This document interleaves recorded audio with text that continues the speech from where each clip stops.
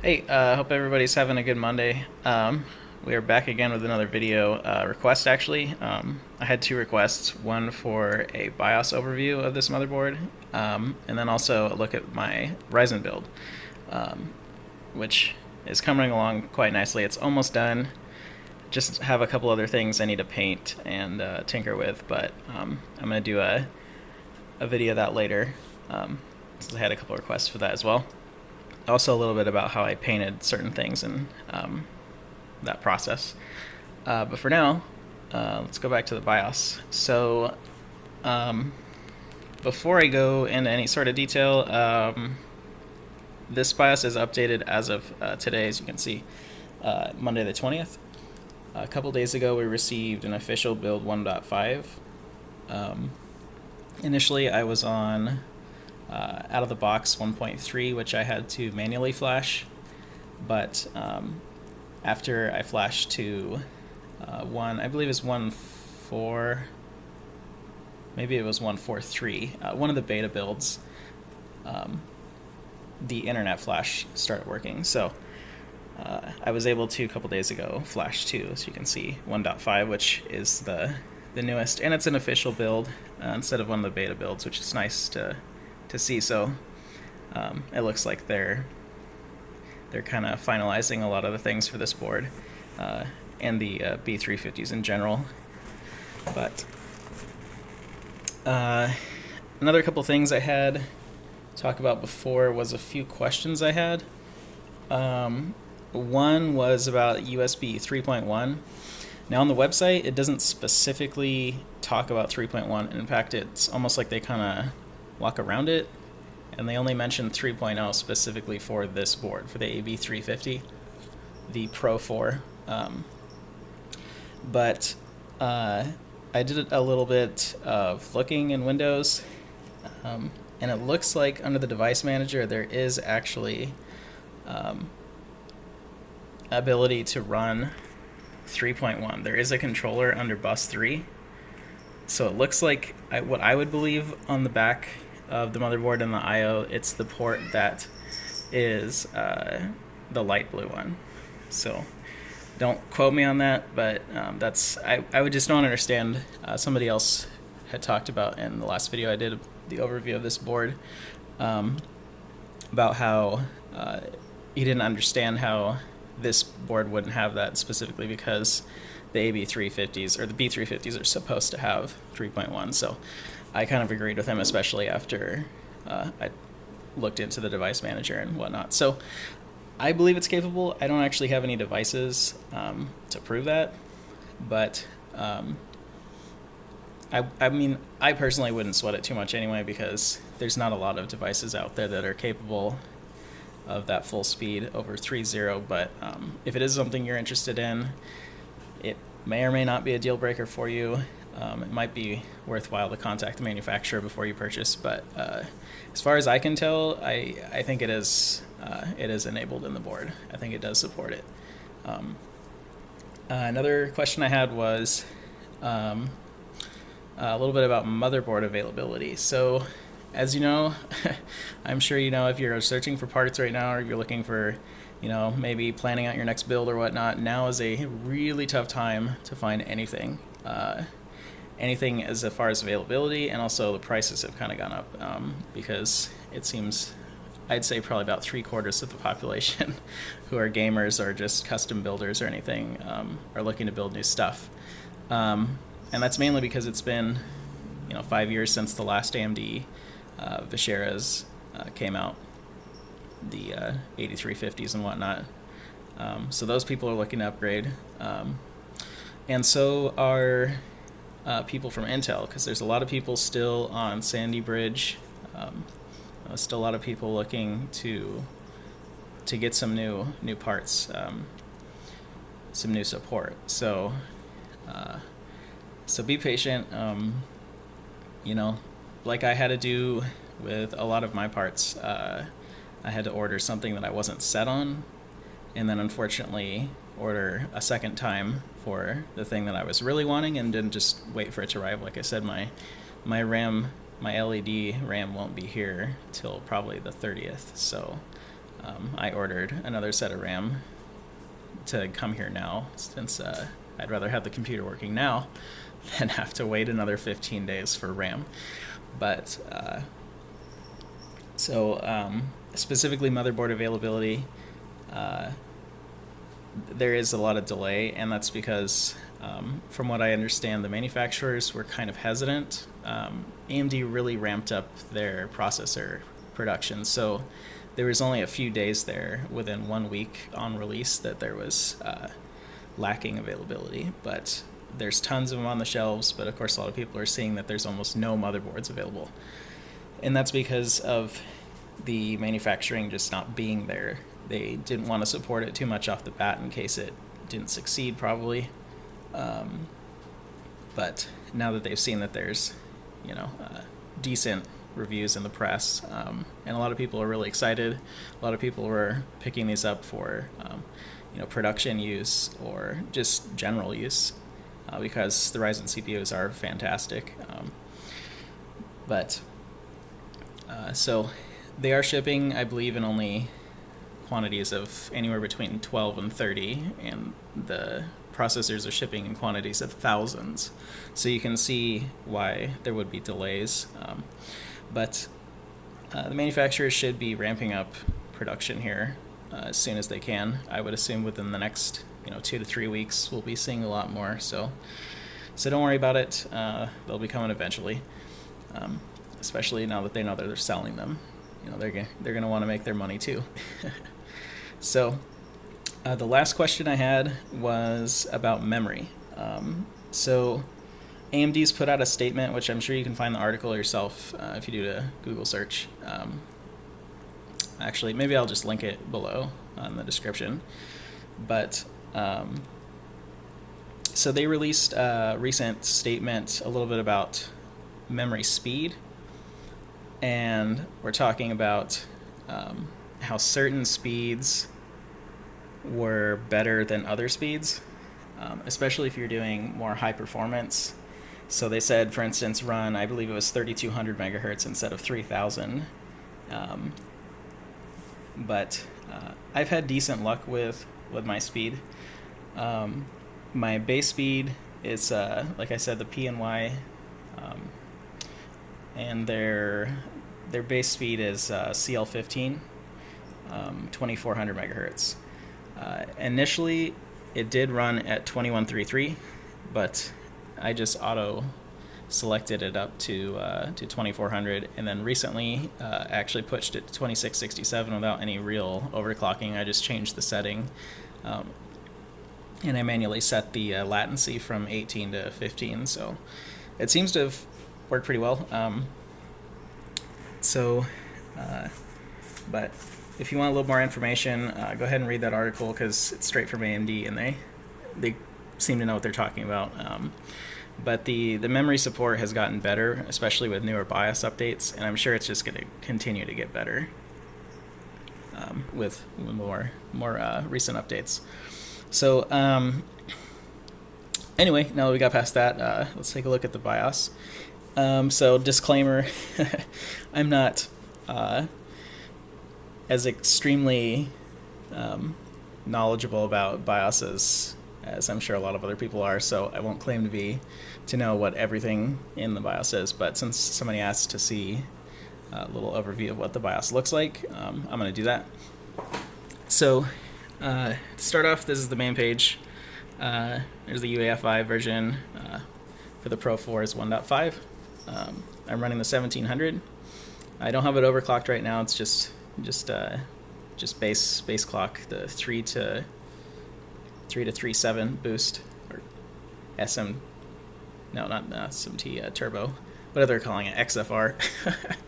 All these acronyms. So there's my memory speed right there, 16 gigs, dual channel, and 2667. So I haven't had any problems with it yet. I've played games constantly over the past couple days and had no real issues. So moving along here, the OC tweaker. So you can change your frequency and voltage from auto to manual. It's just like a on-off switch. I did have questions about SMT. So there now is with this newer BIOS. I think it was in the last BIOS too, but this one has it as well, obviously. You can disable SMT if you want to. I believe in that article AMD put out, SMT was actually found to help quite a lot, especially with newer BIOS releases and driver updates and whatnot. So it's not necessarily as important to disable it unless it's some specific use you need to. But anyway, so I've left it on. As you can see, my XMP profile that I had on before was 2400 CL15, but right now I'm running 2667, which is interesting to know because I do have it selected on 2666. So I'm not sure what the discrepancy is there, but obviously that's not going to really matter. And I do have this set manually too, to 15, 15, 15, 35. And I have all the voltages set to auto. So like I said, I'm not super into the overclocking scene, but I mean, I usually use it just to kind of extend the use of an older CPU toward the end of its lifetime. But if that's something you're into, with this board, it's pretty easily achievable. Like I said, just with auto settings, just going up here and selecting, different frequency, goes up to 3200 for the automatic. It was pretty easy. I did try faster for auto also, 2133, but it would not post. But I'm sure with manually adjusting your voltage and whatnot, you could easily get up to what AMD is suggesting, either 3200 or 2933, or even faster. I've heard 3500 in some cases. Excuse me, sorry, my throat's kind of dry. So under advanced, there's loads and loads of settings under advanced. You have specific settings for the Realtek PCIe. Let's see, storage configuration. You can go in here and change ACHIs on, obviously. You can go in here and check out each of your ports. So I have a couple hard drives connected, three standard hard drives and then two SSDs, a 850 Evo and a 850 Pro is my main. But you can get a little information about each drive just by going in here. There's a CPU configuration, just some special settings you can turn on or off. For instance, the cool and quiet functions.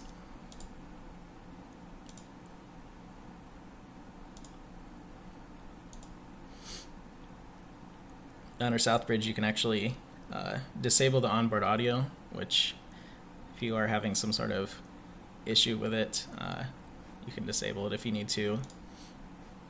You can also switch the front panel audio from HD to AC97 if you need to. A couple other settings there. That's the storage. Super I/O for serial ports.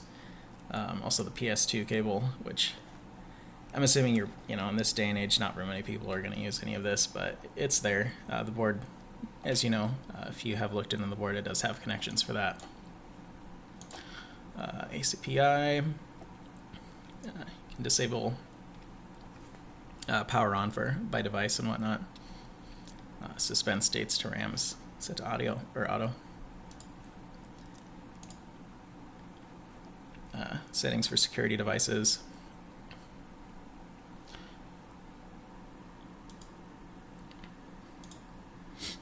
There's a bunch of other options in these folders here. Like I said, the options for this motherboard is quite extensive, even though the BIOS is quite early.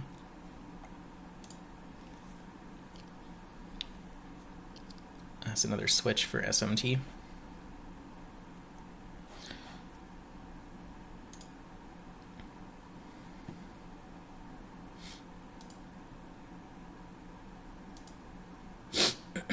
Excuse me. But all of these are just set to auto. Like I said, I'm not extremely knowledgeable when it comes to BIOSes. I know how to, do some mild overclocking or change a couple options here and there, but for those of you that are more attuned to the deeper options, there are quite a few.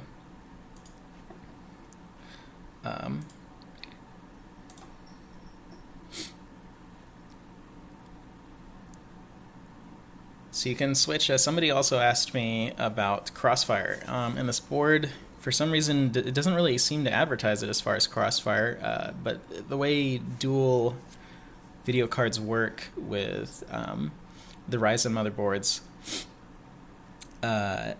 if you have an X370 or a board that actually has the SLI chip, it needs to have the SLI chip on the board to be able to support SLI. It's a proprietary chip. If it does not have that chip, you will not be able to run SLI. However, if it doesn't have that chip, but it does support dual PCIe, then you can run Crossfire, because Crossfire does not require a proprietary chip. So this board does not advertise it, but I noticed there is a switch here, which I believe I mentioned in the comments in the last video, where you can switch from 1x16 to 2x8. So I'm not 100%. I don't actually have two AMD graphics cards that are similar on me right now. I used to. I might be able to get a hold of one to be able to try that, or two rather. But I believe it's possible, especially since it has this switch and it does have multiple PCIe inputs. So I don't see why you wouldn't be able to do that. But don't quote me on it until you try it yourself, or somebody else does, or if I can get a hold of two, I'll try it. If that's something you guys are interested in seeing. So let's move on to the tools. Under the RGB LED, that was enabled in a more recent BIOS update. This version 1.5 has it. So the options are enabled under here. It's more of a switch, but the software, you actually just go to ASRock and download the software, and you can manually switch it. I'll show a little bit of it in the other video I'm going to do for the build, but I don't want this video to go too long. We're already hitting almost 18 minutes, so we're going to see if we can wrap it up here pretty soon. You can also access internet flash or instant flash if you need to update the BIOS. Excuse me.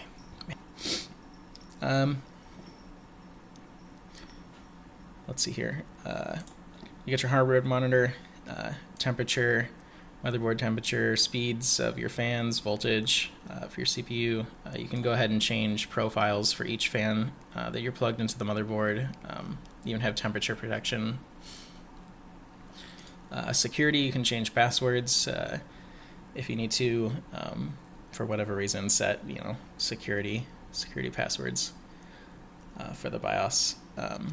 And the last tab up here is boot, which you can change. You can change your boot options here, and you can also change your hard drive priority. So if you wanted to boot from a different hard drive for whatever reason, you can. You can even boot from LAN. You can boot from USB. It's pretty typical of newer motherboards. You can change full screen logo if you don't want that on. If you have a speaker, you can even enable the old school boot beep. But yeah, so under exit, you can save your changes, discard your changes like typical. But like I said, it's got a lot of in-depth options while covering a lot of the basics for a lot of people. From what I've heard, the B350 boards are just as good as the X370s unless you need the features that the X370 boards provide. So SLI, or maybe wireless or something like that. Or maybe it just suits whatever build color you're trying to go for. So I apologize for my voice a little bit. I got really sore throat today. Seem to be getting a little sick. So as usual, subscribe, like. If you like the video, if you have requests for something you want me to do a video for, if you have questions, post them below. I'll try to answer them as best as I can. Yeah, so this has been an overview of the ASRock AB350 Pro4 motherboard for the Ryzen platform. And you guys have a good day and good luck with all your builds.